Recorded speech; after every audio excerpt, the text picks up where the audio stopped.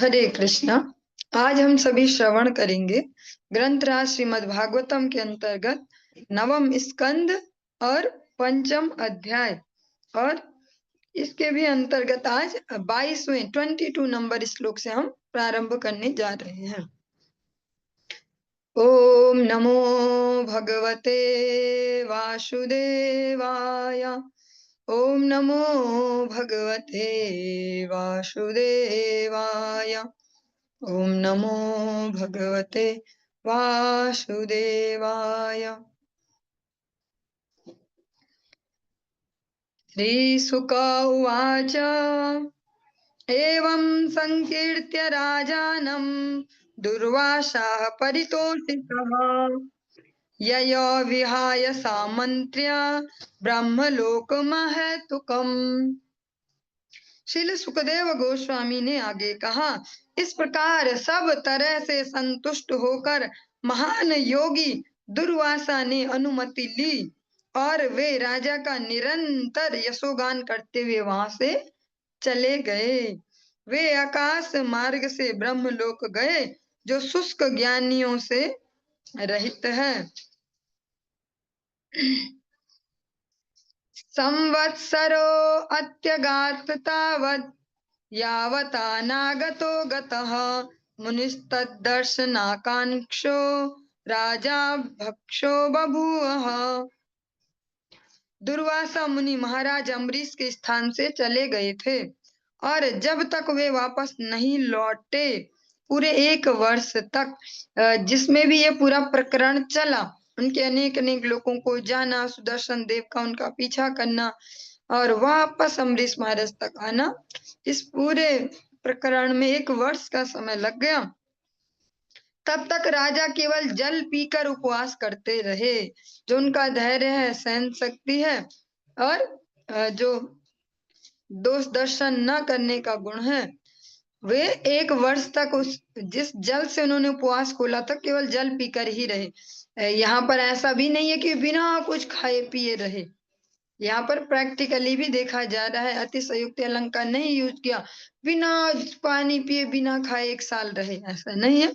वो जल पीकर रहे क्योंकि उन्होंने तब जल ही पिया था। अभी उनको भोजन नहीं करवाए तो भोजन नहीं किया क्योंकि बिना जल के प्राण रक्षा नहीं हो सकती।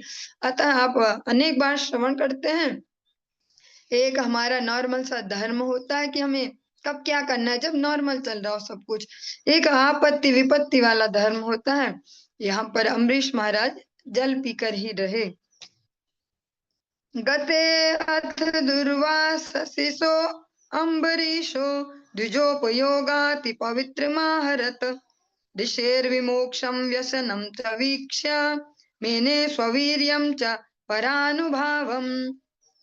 1 वर्ष बाद जब दुर्वासा मुनि लौटे तो राजा अम्बरीश ने उन्हें सभी प्रकार के व्यंजन भरपेट खिलाए और स्वयं भी भोजन किया।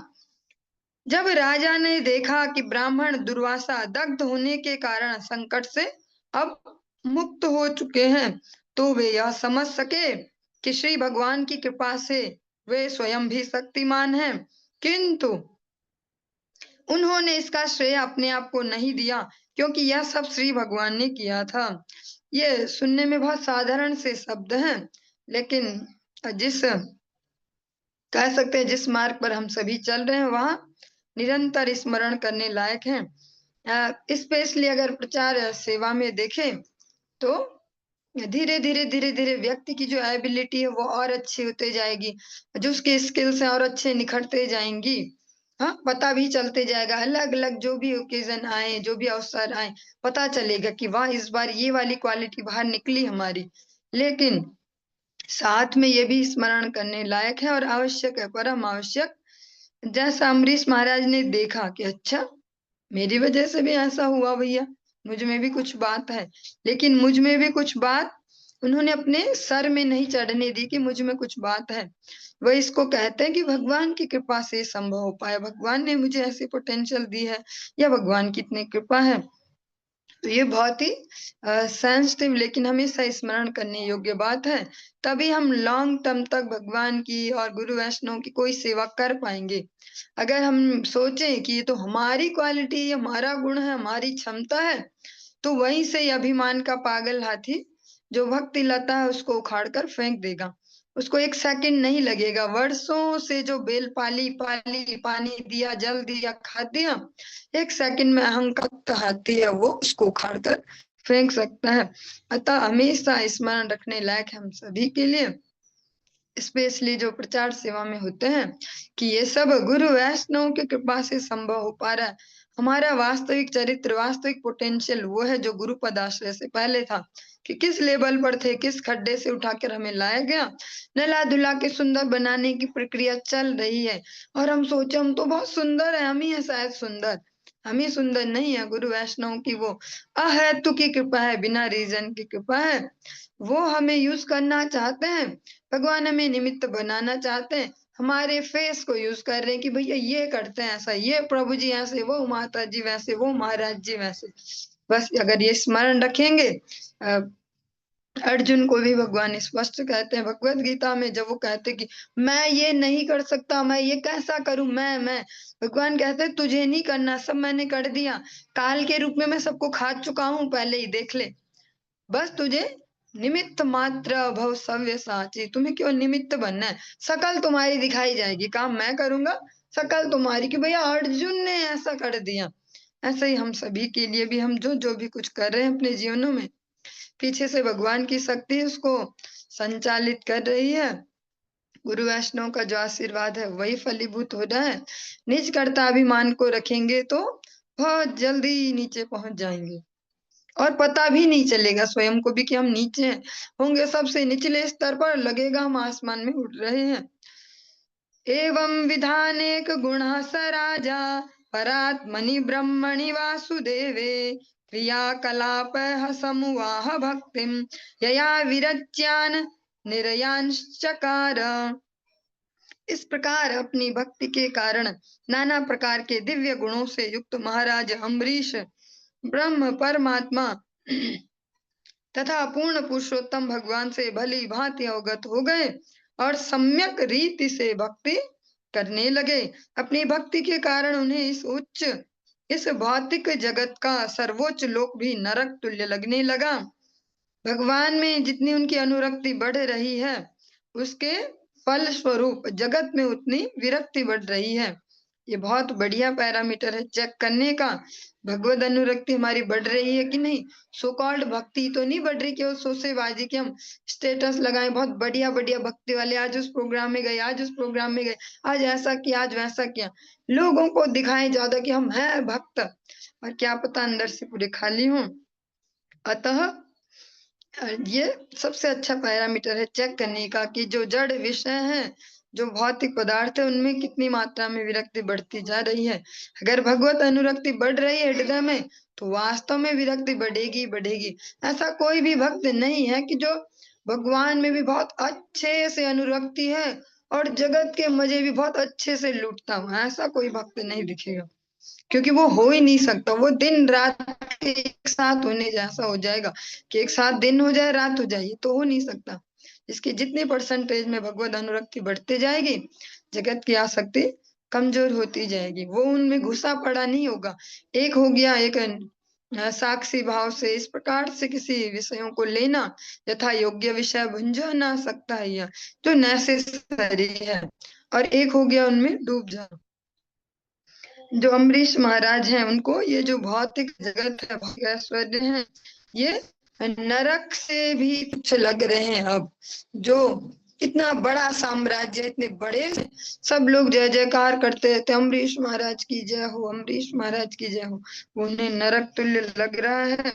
वो उससे फूलते नहीं जा रहे, उससे उनमें हवा नहीं भरते जा रही कि मेरे जैसा तो कोई नहीं हुआ आज तक। हाँ, मेरे पिताजी तो कैसे थे, हाँ, मेरे पे वो नहीं बोल रहे इस प्रकार से, देखो मेरे पिताजी को उनके भाइयों ने तो बेदखल कर दिया था, कुछ भी नहीं दिया था, कुछ भी नहीं था उनके पास, फिर उन्होंने भोलेनाथ से कृपा पाई, और आज मुझे देखो, सारी दुनिया का सम्राट हूं मैं। ऐसा सोच सोच के कभी फूलते नहीं है, उसको वो जहर के समान देखते हैं। ऐसा अगर हम देखें नरोत्तम दास ठाकुर जी के जो कीर्तन है स्पेशली, उनमें इस भाव को देख पाएंगे।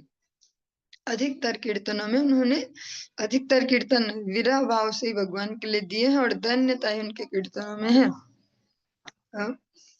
नरोत्तम दास ठाकुर जी का एक कीर्तन है, गौरा पहु न भजिय मैनू, उसके अंत में कहते हैं, कनवा छाए प्राण की सुख पाइया, नरोत्तम दास कन न गेल मरिया, न भजिया मैनू। नरोत्तम दास ठाकुर जी एक राजा के पुत्र हैं, प्रैक्टिकली इमेजिनरी राजा के पुत्र नहीं है, जैसे सभी को आजकल बोलते हैं ये राजकुमार, ये राजकुमारी, जैसा चलता भी है सोशल मीडिया में भी कि ये पापा की परियां, ये ऐसा ऐसा जो भी। नरोत्तम दास ठाकुर जी वास्तव में राजपुत्र हैं। हाँ, फिर भी वे इस प्रकार से उस जो भी विषय है, वैभव है, उसको विस्तुल्य देखते हैं। नरोत्तम दास ठाकुर जी कहते हैं कि मेरे प्राणों को ऐसा कौन सा सुख मिल रहा है इस जड़ जगत में जो अभी तक ये जान नहीं रहे, क्यों नहीं जा रहे हैं ये गौर हरि के विरह में, शरीर को छोड़ते क्यों नहीं है।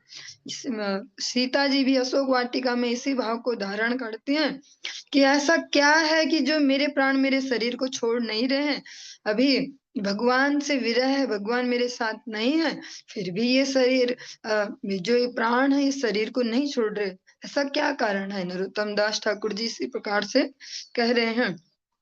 यही भाव अम्बरीश महाराज का भी है इस जगत के प्रति, इसको विश्व तुल्य देखते हैं।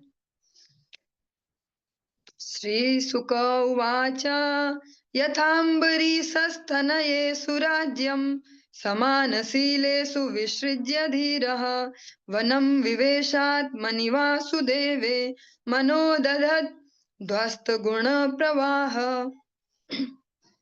श्रील सुखदेव गोस्वामी ने आगे कहा, तत्पश्चात भक्तिमय जीवन की उन्नत दशा के कारण महाराज अम्बरीश भौतिक वस्तुओं की किसी प्रकार से इच्छा न रखते हुए सक्रिय गृहस्थ जीवन से निवृत्त हो गए। उन्होंने अपनी संपत्ति अपने ही समान योग्य पुत्रों में बांट दी और स्वयं वानप्रस्थ आश्रम स्वीकार करके भगवान वासुदेव में अपना मन पूर्णतः एकाग्र करने हेतु जंगल चले गए। अम्बरीश महाराज ने यहाँ पर ये वाले लॉजिक नहीं दिए कि युक्त वैराग्य, भैया मैं ऐसे में ना बहुत सारे कार्य कर सकता हूँ, मैं ये कर सकता हूँ, हाँ ऐसा ऐसा। उन्होंने जो शास्त्रों में वर्णित है, जो आश्रम व्यवस्था दी गई है उसका सम्मान किया, और सक्रिय ग्रस्त आश्रम जो है कि जिसमें सारी सिरदर्दी लेनी है कि सुबह से रात तक ये नहीं हुआ, एक नल भी खराब हो गया तो वो भी बदलाओ, इसको ये बुलाओ, हाँ ऐसे मतलब छोटी छोटी एक्टिविटी, हर एक्टिविटी में घुसे रहे ना, इसका व्यवहार वैसा चल रहा है, ये ध्यान नहीं दे रहे अपने काम पे, ये ऐसा वैसा। अम्बरीश महाराज ने जो सक्रिय जीवन है ग्रस्त का, उससे विराम ले लिया, उसमें अपने जो पुत्र हैं वे उस एज में पहुंच ही गए होंगे, तभी उनको हैंड ओवर कर दिया और स्वयं वानप्रस्थ आश्रम में प्रवेश किया, भगवत हम चरणों में अपने मन को एकाग्र करने के लिए। पहले से एकाग्र इसलिए ऐसा डिसीजन ले पाए। इत्येतत् पुण्यमाख्यान अम्बरीशस्य भूपते संकीर्तयन् भक्तो भगवतो भवेत्। जो भी इस कथा को बार बार पढ़ता है या महाराज अम्बरीश के कार्यकलापों से संबंधित इस कथा का चिंतन करता है, वह अवश्य ही श्री भगवान का शुद्ध भक्त बन जाता है। जब बार बार चिंतन करेंगे, बार बार सुनेंगे, तो ऑब्वियस सी बात है कि उनके जो गुण हैं उनको बार बार सोच पाएंगे कि देखो इतना पावरफुल होते हुए, इतना धनी, हर प्रकार से हमारे पास इन सब में से जरा जरा सा भी आ जाए, बूंद बूंद भर के भी, तो लगता हम कुछ हो गए, अब मोहल्ले में हमारा भी कुछ स्टेटस है, अच्छा इस पूरे एरिया के हम इतने बड़े, ये ऐसा ऐसा। अम्बरीश महाराज तो पूरे के पूरे सम्राट ही हैं, लेकिन फिर भी भगवान की जो संपूर्ण विग्रह सेवा है उसको अपने हाथों से करते हैं। मंदिर मार्जन है, भगवान के झाड़ू, मंदिर में करना, पोछा मारना, सब कुछ अपने कर कमलों से करते हैं। भगवान की सारी सेवाएं भगवान के नाम में, भगवान की कथा में हमेशा वही इंगेज रहते हैं। सेंटर में हमेशा श्रीहरि हैं। जब इसको निरंतर श्रवण करेंगे तो जो भी थोड़ा बहुत भी सूक्ष्म बुद्धि वाला कोई मनुष्य होगा तो अवश्य उनके गुणों को अंगीकार करने का प्रयास करेगा। थोड़ा सा प्रयास करने से ही अब जैसा हम अनेक बार श्रवण कर चुके हैं कि आध्यात्मिक जगत में भगवत भक्ति में अल्प प्रयास भी बहुत बड़े बड़े कष्टों को, बहुत बड़ी बड़ी विपत्तियों को दूर कर सकता है। तो फिर प्रारब्ध जल्दी नष्ट होगा और प्रारब्ध निपटा के ही भक्ति में प्रवेश है। अभी जिस स्टेज में हम सभी चल रहे हैं प्रैक्टिकली, अभी वो भक्ति नहीं है। बस हमें मोटिवेट करने के लिए या जो भी हमें अच्छा लगता है इसलिए बोलते हैं भक्त, डिवोटी ऐसा बोल देते हैं, पर अभी हम भक्त नहीं है। भक्ति के लिए अनर्थ निवृत्ति आवश्यक है, तब भक्ति को समझ भी पाएंगे। अभी तो हम एक प्रोसेस में जिसमें हमें जानकारियां दी जा रही है, इंट्रोडक्शन चल रहा है कि भक्ति कुछ होती है, कैसी होती है, और भक्त होते हैं और कैसे होते हैं। अभी हम भक्त नहीं है, अभी हम केवल श्रवण कर रहे हैं कि कैसी होती है भक्ति। भक्ति तो तब स्टार्ट होती है जब अनर्थ निवृत्ति हो जाए। अनर्थ निवृत्ति मीन्स जो भी अननेसेसरी है हमारे जीवन में, व्यक्ति, वस्तु, परिस्थिति, विचार, जो कुछ भी अननेसेसरी है, जब वो छूट जाए तब भक्ति प्रारंभ होती है। आदो श्रद्धा तथा साधु संग अथवा भजन क्रिया, उसके बाद अनर्थ निवृत्ति। पहले श्रद्धा होगी भगवान में, भक्तों में, फिर साधु संग होगा, भक्तों का संग करेंगे, फिर श्रवण करेंगे, फिर उसको जीवन में अप्लाई करेंगे, फिर अप्लाई करेंगे तो धुलाई शुरू हो जाएगी, उसको कहते हैं फिर अनर्थ निवृत्ति। और अलग अलग एंगल से कैसी कैसी किसकी धुलाई होगी केवल भगवान ही जानते हैं। कोई किसी को एग्जैक्ट बता नहीं सकता कि कैसी कैसी होने वाली है, सबकी अलग अलग टाइप में। जैसे हम एक भौतिक सा एग्जाम्पल लें, अगर किसी कपड़े पे थोड़ी सी धूल चिपकी है तो थोड़ा सा डिटर्जेंट में ऐसे ऐसे किया, वो हो गया साफ। फिर अगर उस पे इंक गिर गई है तो अलग टाइप की धुलाई होगी, उससे भी हार्ड कुछ है तो अलग टाइप की, ग्रीस वगैरह कुछ वैसी चीज लगी तो अलग टाइप की धुलाई। ऐसे हर एक व्यक्ति के लिए जो इस पद पर बढ़ता है अलग अलग प्रकार का फॉर्मूला है, और वो केवल भगवान ही जानते हैं, गुरुदेव जानते हैं, और उस व्यक्ति पे अप्लाई होगा तो वही जान पाएगा। फिर जब उससे गुजरेगा तो आगे वालों को बता सकता है कि ऐसा ऐसे भी है, क्या पता आपको कभी ये वाला क्वेश्चन आ जाए आपकी लाइफ में। हाँ, जब वो धुलाई शुरू होगी, तब जब पूर्ण होगी तब पा पाएंगे भगवत प्रेम, उसके बाद उपलब्ध होता है, तब भक्ति समझ पाएंगे।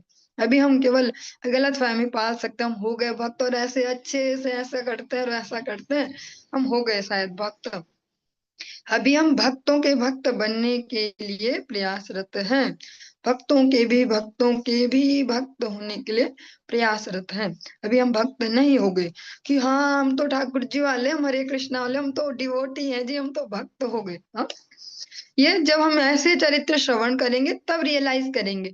अगर हम डायरेक्ट कोई हमें ऐसा बोलेगा तो तुरंत ईगो हर्ट हो जाएगा, कैसे बोल रहे हैं, इन्हें तो तमीज भी नहीं, ठीक से बोलना भी नहीं आता, हम इतने साल हो गए हमें तब से प्याज लहसुन भी नहीं खाया, हमने 16 माला भी करते हैं और ये बोल रहे हैं कि भक्ति नहीं है। हाँ?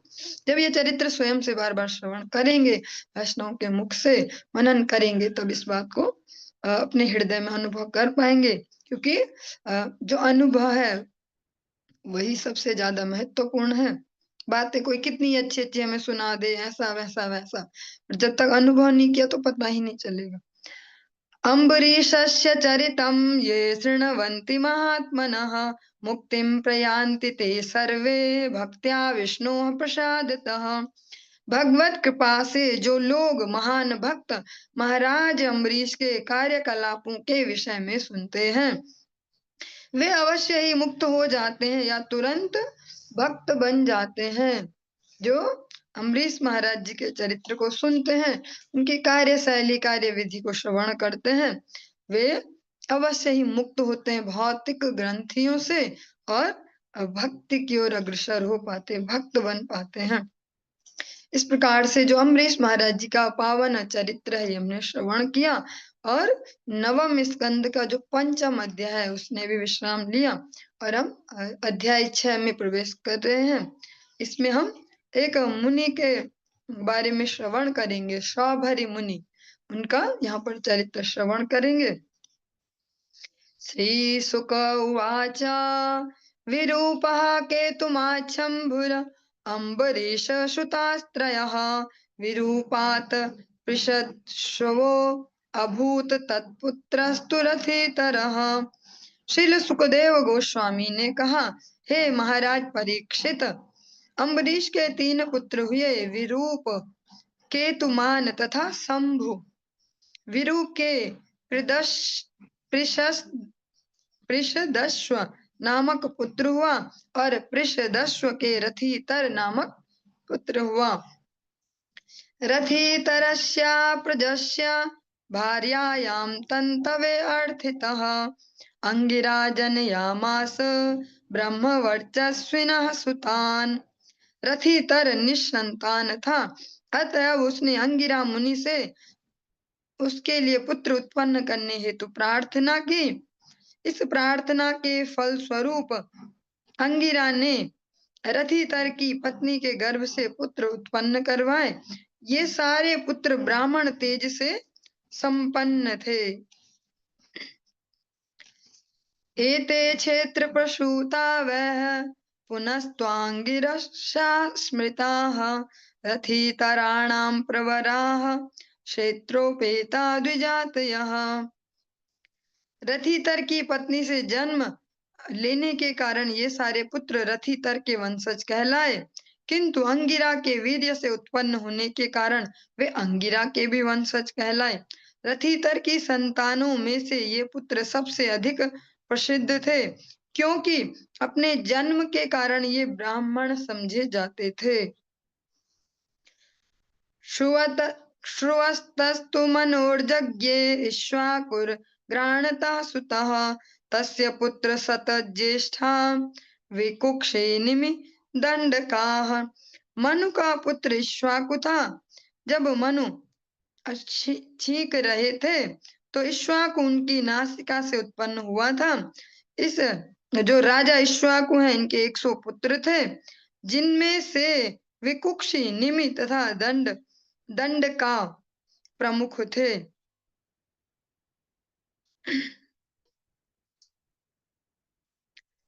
तेषां पुरस्ताद् भवनार्या वर्ते नृपा 25 पश्चाच्च त्रयो मध्ये अपरे अन्यतः। 100 पुत्रों में से 25 पुत्र हिमालय तथा विंध्याचल पर्वतों के मध्यवर्ती स्थान आर्याव्रत के पश्चिमी भाग के राजा बने। 25 पुत्र पूर्वी आर्याव्रत के राजा बने और 3 प्रमुख पुत्र मध्यवर्ती प्रदेश के राजा बने। शेष पुत्र अन्य विविध स्थानों के राजा बने। स एकदाष्टका श्राद्धे इक्ष्वाकुः सुतमादिशत् मांसमानीयतां मेध्यं विकुक्षे गच्छमाचिरम्।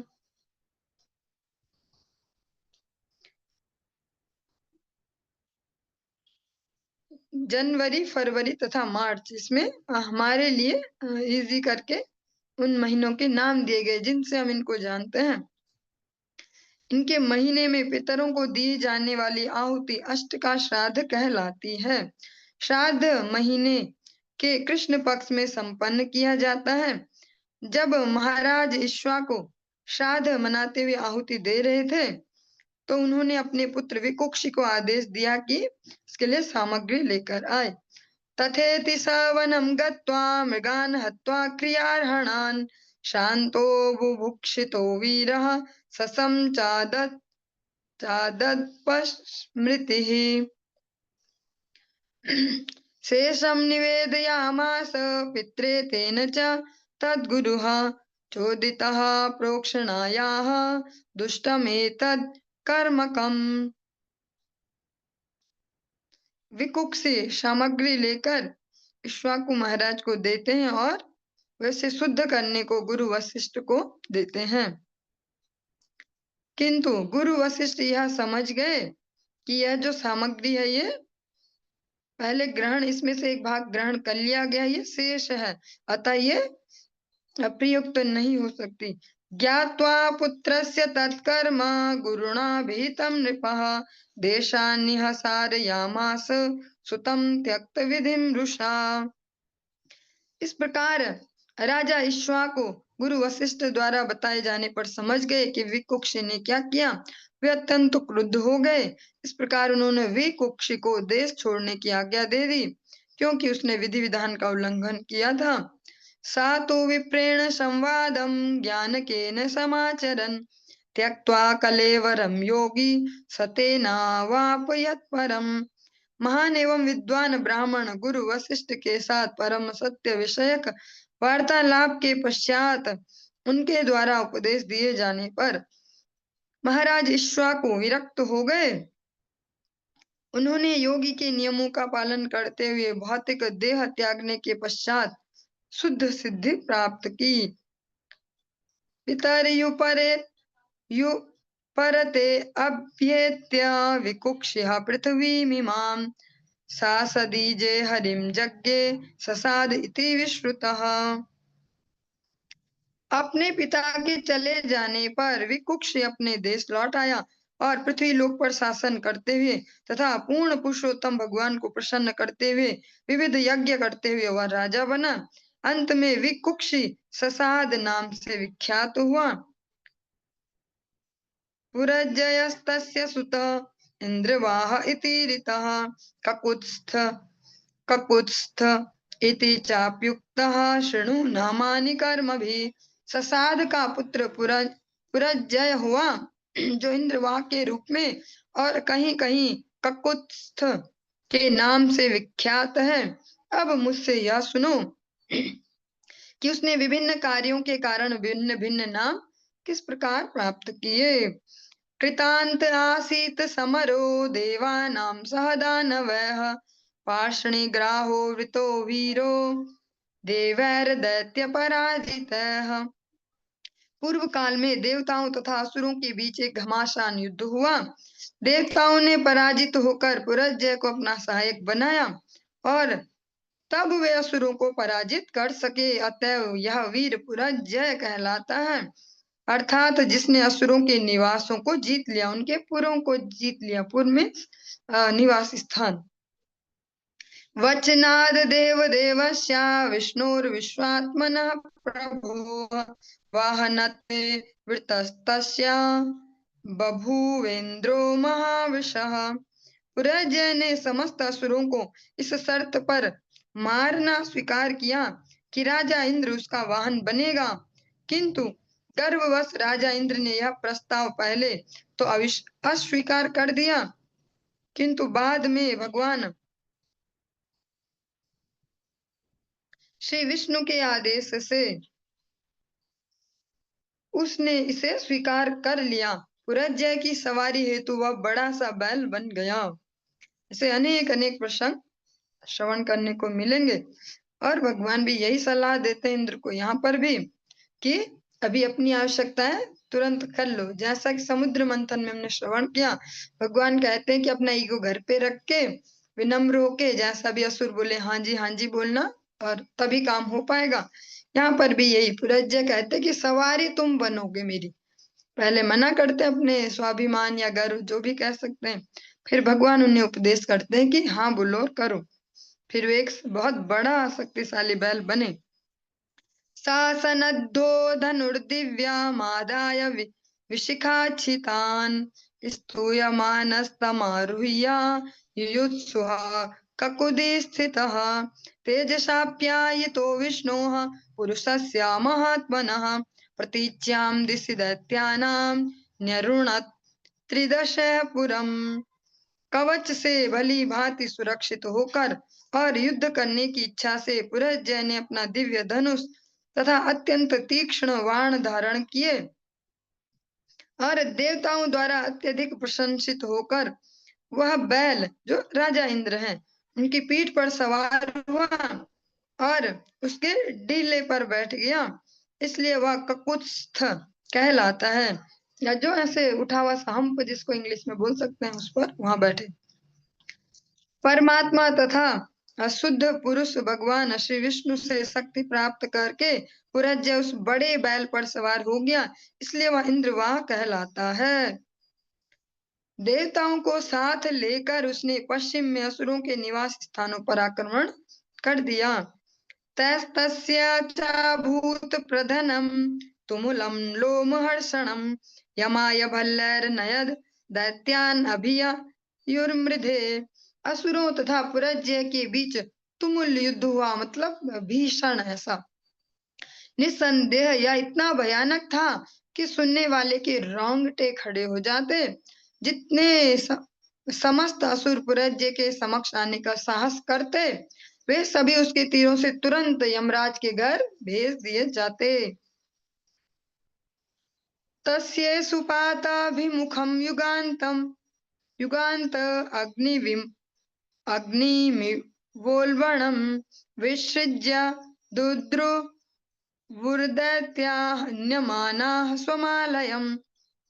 इंद्रवाह के प्रज्वलित तीरों से अपने आप को बचाने हेतु वे असुर, जो अपनी सेना के मारे जाने के पश्चात बचे थे, तेजी से अपने अपने घरों को भाग खड़े हुए, क्योंकि वे ये जो तीर हैं युग के अंत में उठने वाले प्रलयाग्नि के समतुल्य थे।